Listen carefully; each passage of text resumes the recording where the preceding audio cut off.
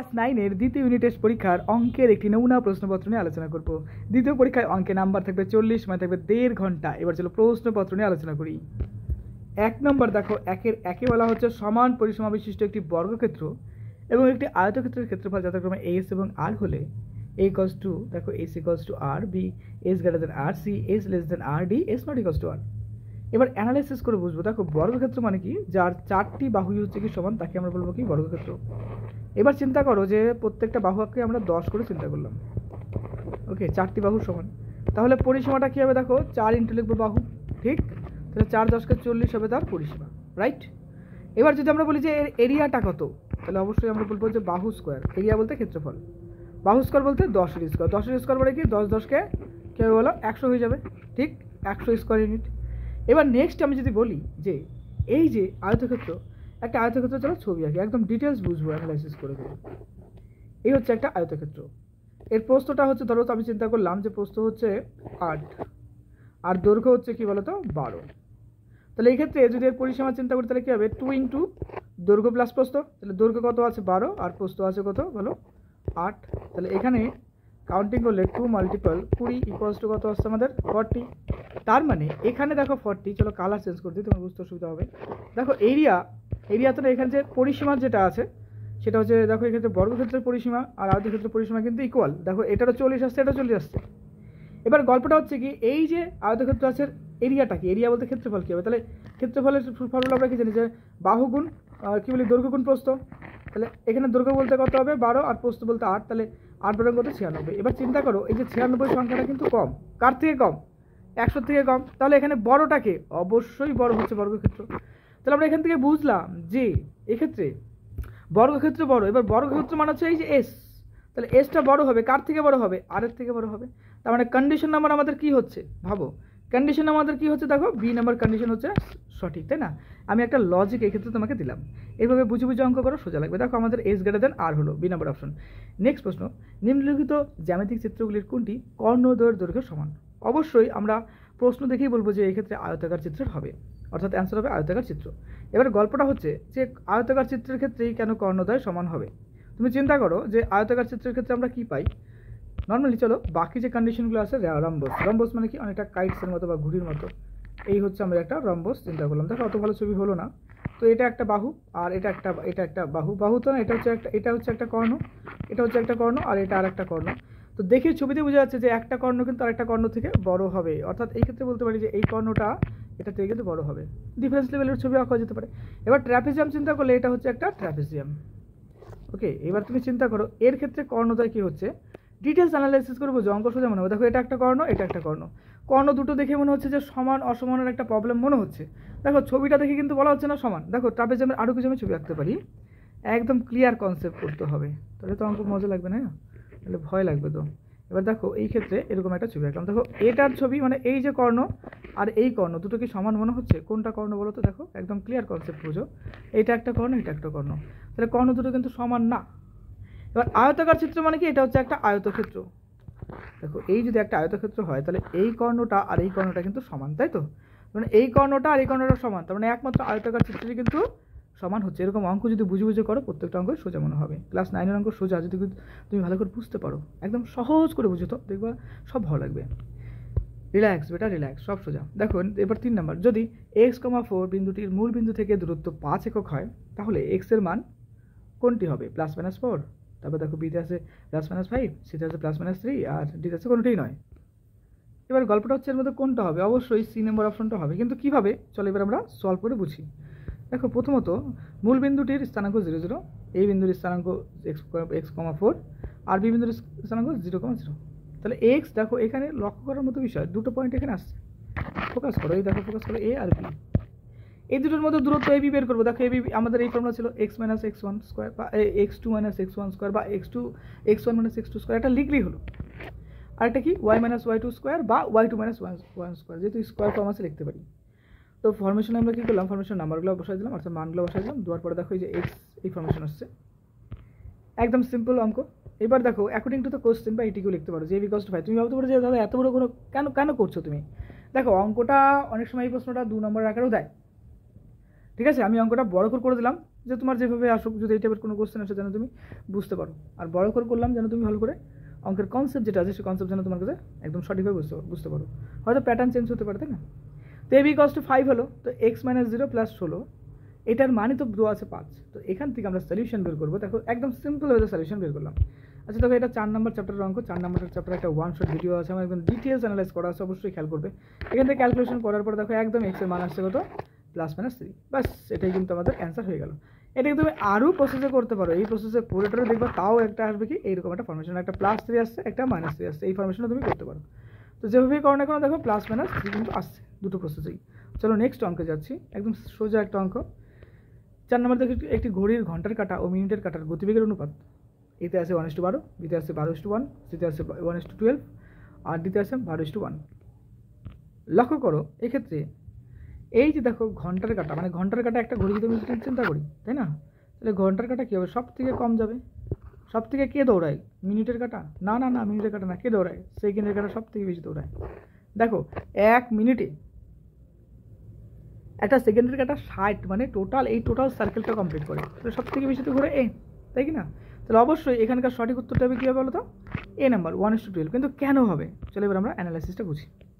এটি ঘড়ির কাঁটা ও মিনিটের কাঁটার গতিবেগের অনুপাত। দেখো ঘড়ির কাঁটা যেটা আছে সেটা যদি আমরা বলি যে, তো ঘন্টার কাঁটা দেখো কী হলো এক্ষেত্রে 1 × 60 হলো, আর মিনিটের কাঁটা কী হবে দেখো, প্রত্যেক ঘন্টায় কিন্তু সে 60 বার যাচ্ছে। তো কত ঘন্টা টোটাল যাচ্ছে চিন্তা করার বিষয়, টোটাল 12 যাচ্ছে, তাই না এক্ষেত্রে? তো এই তো হচ্ছে ফরমেশন 1 × 60 ইস্টু বলবো কি 12:60। এটা ক্যালকুলেশন করলে আমাদের আসছে কত, 1:12 আসছে। চলো নেক্সট অঙ্কে যাচ্ছি, যে 4x + 3y = 7 এবং 7x - 3y = 4 সমীকরণ দ্বয়ের এই একটি নির্দিষ্ট সমাধান আছে, সি কোনো সমাধান নেই, বি অসংখ্য সমাধান আছে, ডি কোনোটিই নয়। এর মধ্যে সঠিক উত্তরটি হবে একটি নির্দিষ্ট সমাধান আছে। এরপরে চলে আসছে দেখো, একটি বৃত্তাকার বলয় 5 সেমি চওড়া, বৃত্তের বহির্ব্যাসার্ধের দৈর্ঘ্য এবং অন্তর্ব্যাসার্ধের দৈর্ঘ্যের অন্তর কত হবে। দেখো এই ক্ষেত্রে যদি তুমি চিন্তা করো একটা বৃত্ত, তো বৃত্তটার ক্ষেত্রে দেখো এই হচ্ছে একটা বৃত্ত এবং এর বাইরে আর একটা ধরো চিন্তা করো, তো অন্তর্ব্যাসার্ধ বলতে এখান থেকে এই একটা পার্ট আমরা পাচ্ছি, ওকে চলো কালার চেঞ্জ করে দিই, এবং এখান থেকে এই একটা পার্ট আমরা পাচ্ছি, ঠিক আছে? এই দেখো ডিস্টেন্সটা, মানে এখান থেকে এই একটা ডিস্টেন্স, এই পর্যন্ত একটা ডিস্টেন্স আছে, আর একটা কি আছে এখান থেকে এই পর্যন্ত একটা ডিস্টেন্স। এবার প্রশ্ন বলা হচ্ছে যে এখান থেকে এই যে ডিস্টেন্স এটা হচ্ছে 5 সেমি, তাই না? দেখো এই যে চওড়া বলছে 5 সেমি, বৃত্তের বহির্ব্যাসার্ধ অন্তর্ব্যাসার্ধের মধ্যে পার্থক্য, তাহলে বহির্ব্যাসার্ধ বলতে এটা, এই বহির্ব্যাসার্ধ বলতে এটা, আর অন্তর্ব্যাসার্ধ বলতে এটা, তাহলে এই দুটোর মধ্যে ডিফারেন্সটা কত আছে, এই যে এখান থেকে এটা ডিস্টেন্সটা কত, 5। তাহলে অ্যান্সার কিন্তু আমাদের আসা দরকার 5 সেমি, বাস অঙ্ক শেষ। তো আমরা দেখো তাই লিখবো যে 5 সেমি। নেক্সট প্রশ্ন, একটি আয়তলেখের প্রতিটি আয়তক্ষেত্রের ক্ষেত্রফল সমানুপাতিক হবে ওই শ্রেণীর মধ্যবিন্দুর সাথে, ওই শ্রেণীর শ্রেণীদৈর্ঘ্যের সাথে, ওই শ্রেণীর পরিসংখ্যার সাথে, ওই শ্রেণীর ক্রমযোগী পরিসংখ্যার সাথে।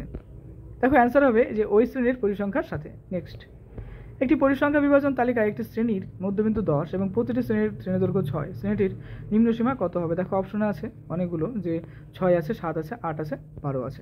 তো সঠিক উত্তর হবে বি নাম্বার 7। এবার কী করে হচ্ছে তুমি লক্ষ্য করো যে এই ক্ষেত্রে দেখো এই ক্ষেত্রে মধ্যবিন্দু বলছে 10 অর্থাৎ 10 আমি লিখি। এবার শ্রেণী দৈর্ঘ্য বলছে 6 অর্থাৎ -6/2, বিয়োগ করলে কত, দেখো করলে কত হচ্ছে আমাদের 10 - 6, এটাকে কাটাকাটি করলে আসবে 3, তাহলে আমাদের কত হচ্ছে 3, অর্থাৎ 10-এর থেকে 3 বিয়োগ করলে আসছে আমাদের 7, অর্থাৎ এখানে আমরা বলতে পারি যে বি নম্বর উত্তরটি সঠিক। নেক্সট চলে আসছে দেখো পরের প্রশ্নে, যে কোনো দুটি প্রশ্নের উত্তর দাও, 2 × 4 নাম্বার আছে।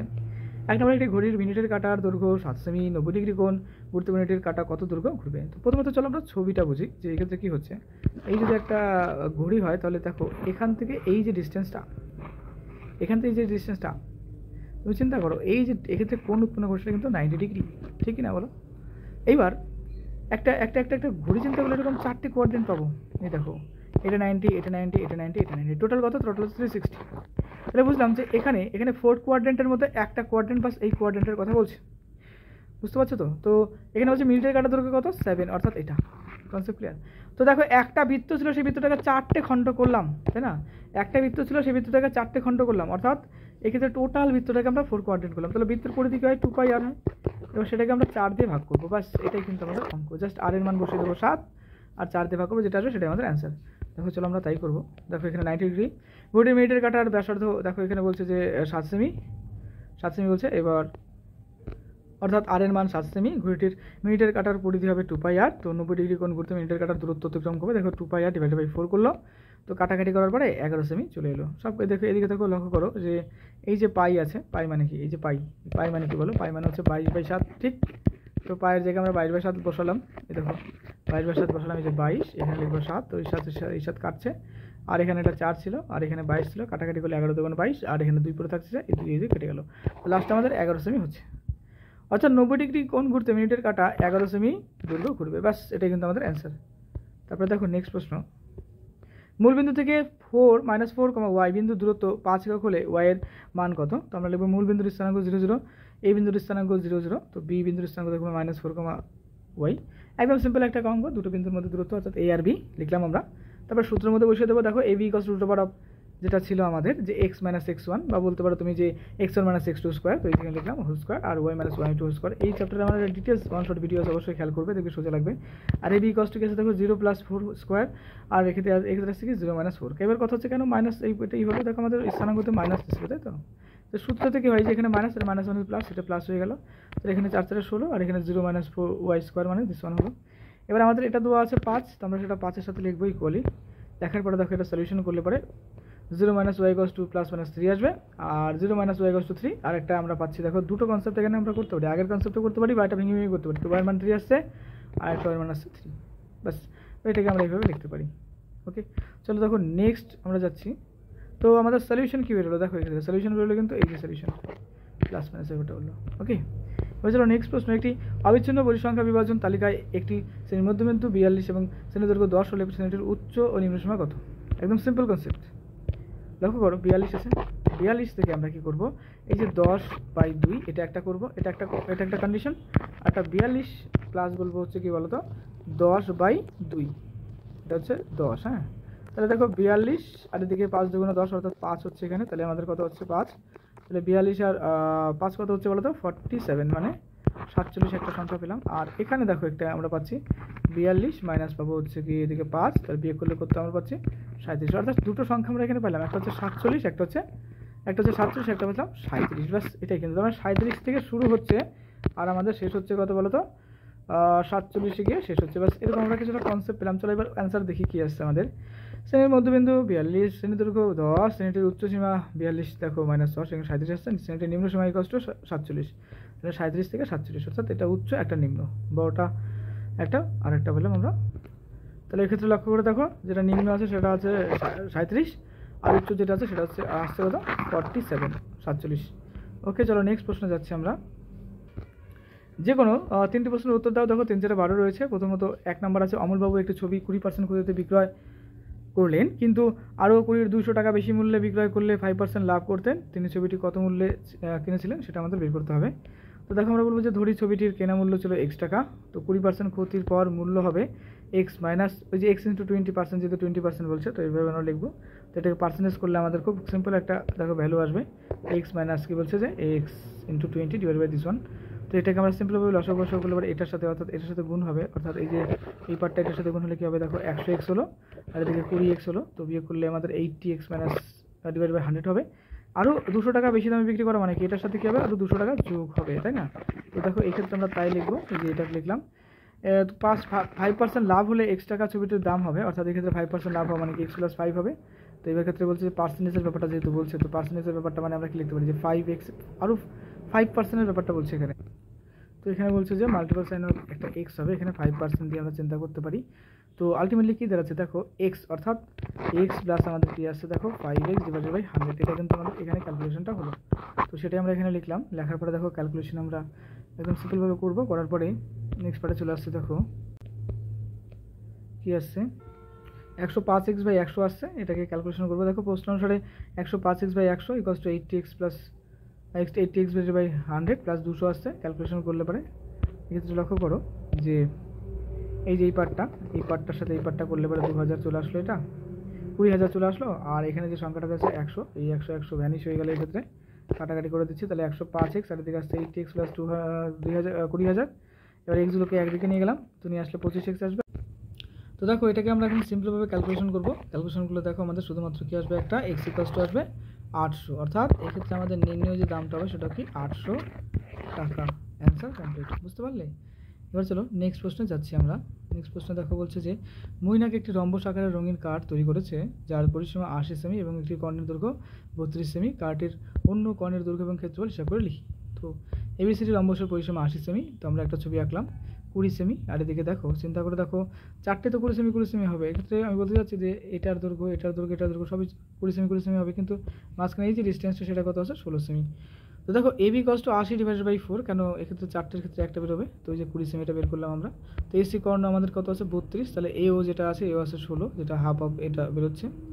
এবার দেখো নেক্সট পার্টে এ ও বি যেটা আছে 90 ডিগ্রি, যেহেতু রম্বসের কর্ণদ্বয় পরস্পর লম্ব সমখণ্ডিত করে, তাই O B square plus O square equals to AB square. অর্থাৎ অতিভুজের যে আমরা সূত্রটা বলি, পিথাগোরাসের সূত্রতে আমরা বলি যে লম্ব অতিভুজ স্কোয়ার ইকোয়াস টু ভূমি স্কোয়ার প্লাস লম্ব স্কোয়ার। তো সেই সূত্রটা আমরা ভাঙলাম, এখান থেকে ও বি স্কোয়ারের মানটা বের করবো। AB square minus AB square equals to O B square সমান সমান 20 সেমি মাইনাস 16 সেমি স্কোয়ার। তো এখান থেকে আসবে কত দেখো 144 বর্গ সেমি আসবে, ও বি ইকোয়াস টু 12 সেমি আসবে। সুতরাং BD equals to 12 × 2 equals to দেখো আমাদের কত আসছে 48 সেমি। রম্বস এবিসিডি ক্ষেত্রের ক্ষেত্রফল ইকোয়াস টু হাফ × 32 × 24 বর্গ সেমি ইকোয়াস টু 384 বর্গ সেমি। এবার সেটাই অ্যান্সার। দুই চল বিশিষ্ট সহসমীকরণগুলির পরিবর্তন পদ্ধতিতে সমাধান করো। তো এই হচ্ছে আমাদের একটা অঙ্ক আছে 2 × x - y = 3 আর 5x + 8 = 14। তো এই অঙ্কটা দেখো আমরা সলিউশন করবো 2 × x - y = 3 আর x - y = 3/2। একদম সিম্পল সলিউশন। দেখো x = 3/2 + y আর x = 3। এবার কি আসবে দেখো, এই যে 3 আর এদিকে 2 আর y থাকবে 2y হবে। তো 5x + 8y = 14। এবার x এর মান 2 নং সমীকরণে যদি বসাই তাহলে বসলে আমাদের দেখো এরকম আসবে 5x + 8y = 14। তো x এর জায়গায় মানটা বসিয়ে দিলে আসবে কত 3 + 2y / 2 + 8y = 14। তো আমাদের এটা দেখো সলিউশন বের করবো। তো 3 × 5 = 15 আর 5 × 2 = 10। অর্থাৎ আমি এই পার্টটার কথা বলছি, দেখো এই যে এই পার্টটা, এই যে 3 × 5 = 15 আর 5 × 2 = 10, যেটা এখানে লিখলাম 10y। আর এদিকে লক্ষ্য করো 5 + 10y + 16y = এখানে 14 আসছে। তো এই যে 2 আর এই 14 গুণ করলে 28 হবে, যে 28 এখানে লিখলাম। বাকিটা ক্যালকুলেশন দেখো, এখানে 10 আর 16 হচ্ছে কত 26, আর এখানে 15 আছে, এই 15টাকে আমরা এদিকে নিয়ে যাবো, মাইনাস হয়ে গেল। তাহলে ওয়াইয়ের মানটা কত হচ্ছে দেখো, 28 থেকে 15 বিয়োগ করলে অবশ্যই এখানে 13 আসছে, 13 কি আসছে 26, অর্থাৎ ওয়াই মান আসছে আমাদের কত 1/2। এবার নিচে দেখো বলছে যে ওয়াইয়ের মান 3 নং সমীকরণে যদি বসাই তাহলে x = কি আসবে দেখো 3 + 2y / 2। তাহলে 3 + 2 × 1/2 / 2। তো 3 প্লাস দেখো 1 আসছে বাই 2 = 4/2 = 2 = 2 অ্যান্সার হলো। নেক্সট, দুটি বৃত্তের পরিধির অনুপাত 2:3 এবং তাদের ব্যাসার্ধের দৈর্ঘ্যের অন্তর 2 দৈর্ঘ্য হিসাব করে লিখি। তো সেমিবৃত্তে বলছে, তো এক্ষেত্রে বৃত্ত দুটির ব্যাসের দৈর্ঘ্য হিসাব করে রাখো। চলো এবার দেখো অ্যান্সার দেখো, প্রথম বৃত্তের ব্যাসার্ধ r এবং দ্বিতীয় বৃত্তের ব্যাসার্ধ ক্যাপিটাল R হলো। বৃত্ত দুটির ব্যাসার্ধের অন্তর r - r, এখানে 2 সেমি হলো, তো r = 2 + r। আর দুটি বৃত্তের পরিধির অনুপাত যেটা আছে 2πr, আর এদিকে বড় হাতের একটা r হবে, একটা ছোটো হাতের। বড় বৃত্তের ক্ষেত্রে বড় r আর ছোটো বৃত্তের ক্ষেত্রে ছোটো r। তো এখান থেকে দেখো অনুপাত বের করার পরে r/r যেটা 2/3 আসছে। তো ক্যালকুলেশনগুলো ছোটো হাতের r এর মান দেখো বেরোচ্ছে 4 সেমি, আর বড় হাতের r কী ছিল যে r + 2 ছিল, তো এখান থেকে আসছে 6 সেমি। প্রথম বৃত্তের ব্যাস হবে দেখো 2r = দেখো বলছে যে 2 × 4 = 8 সেমি, আর দ্বিতীয় বৃত্তের ব্যাস হবে 2r বলতে 2 × 16 = 12 সেমি। নেক্সট বলছে যে কোনো একটি প্রশ্নের উত্তর দাও। 4 নাম্বার, প্রমাণ করো সমান সমান ক্ষেত্র বিশিষ্ট ত্রিভুজাকার ক্ষেত্রগুলি একই ভূমির উপর এবং ভূমির একই পাশে অবস্থিত, তারা একই সমান্তরাল সরলরেখা যুগলের মধ্যে অবস্থিত। One of the most important theorem বা উপপাদ্য বলবো, অবশ্যই প্র্যাকটিস করে রাখবে। দেখো এই হচ্ছে তোমাদের বইয়ে সেই উপপাদ্যটা। ওকে, নেক্সট পার্টটা এটা তোমাদের বইতে আছে, অবশ্যই ভালো করে প্রিপারেশন করবে। এটা one of the most important থিওরামের মধ্যে পড়ে বা উপপাদ্যের মধ্যে পড়ে। নেক্সট, একটি সমবাহু ত্রিভুজ এবিসি আঁকো, যার এবি বিসি সিএ বাহু তিনটির মধ্যবিন্দু তিনটি যথাক্রমে PQR। প্রমাণ করো যে PQR একটি সমবাহু ত্রিভুজ। দেখো এর প্রমাণটা হবে এরকম, তোমাদের বইতেই আছে এটা। ওকে, এই হচ্ছে কমপ্লিট। এবার চলে আসছে দেখো নেক্সট, নিচের যে কোনো একটি প্রশ্নের উত্তর দাও। 4 আছে দেখো, এক্ষেত্রে আমাদের একটা ছবি আঁকতে হবে সম্পাদ্যর বিষয়। দেখো এখানে বলছে যে 6 সেমি বাহু বিশিষ্ট একটি বর্গক্ষেত্র অঙ্কন করো এবং এই বর্গক্ষেত্রের সমান ক্ষেত্র বিশিষ্ট একটি ত্রিভুজ অঙ্কন করো। তারপর আরেকটা আছে, অবশ্যই এটা প্র্যাকটিস করবে। দেখো আরেকটা সম্পাদ্য আছে 5 সেমি 4 সেমি 11 সেমি দৈর্ঘ্যের বাহু বিশিষ্ট একটি ত্রিভুজ অঙ্কন করো এবং এই ত্রিভুজের সমান ক্ষেত্রফল বিশিষ্ট একটি সামান্তরিক অঙ্কন করো, যার একটি কোণ 60 ডিগ্রি অঙ্কন করতে বলছে। দেখো অবশ্যই ট্রাই করবে বাড়িতে। আর নিচে যে কোনো একটি প্রশ্নের উত্তর দাও। দেখো এটা স্ট্যাটিস্টিক্স বা রাশিবিজ্ঞানের প্রশ্ন। দেখো হচ্ছে মারিয়া একটি হাসপাতালে 300 জন রোগীর বয়স নিচের ছকে লিখলো। এই হচ্ছে প্রশ্নটা। ওকে, একদম সোজা একটা প্রশ্ন। তো আমরা দেখো এর সলিউশনটা বের করবো 10 থেকে 20। তো এটা 80 আর এটা হচ্ছে 300। আর এক্ষেত্রে চিন্তা করো বাকি পার্টটা সিম্পলভাবে ক্যালকুলেশনটা এইভাবে এখানে করে দিলাম। নেক্সট দেখো আরেকটা প্রশ্ন, নিচের ক্রমযোগী পরিসংখ্যা বিভাজন ছকটি দেখি এবং এটি পরিসংখ্যা বিভাজন ছক তালিকা তৈরি করি। তো অ্যান্সারটা দেখো, এই যে তোমাদের বইয়েরই প্রশ্ন। একদম সিম্পল একটা প্রশ্ন, আনসার। ওকে, এবার চলে আসো, দেখো নিচের যে কোনো একটি প্রশ্নের উত্তর দাও, 5 নম্বর রয়েছে। তো প্রমাণ করো ত্রিভুজের যে কোনো দুটি বাহুর মধ্যবিন্দু দ্বয়ের সংযোগ সরলরেখা তৃতীয় বাহুর সমান্তরাল ও অর্ধেক। এই হচ্ছে তোমাদের সেই উপপাদ্যটা। ওকে, আরেকটা প্রশ্ন আছে, দেখো এটাও একটা one of the most important ইয়ে আছে, দেখো উপপাদ্য, অবশ্যই পড়বে এগুলো। ওকে, সামনে এক্সাম, মন দিয়ে পড়াশোনা করো, খুব ভালো থেকো।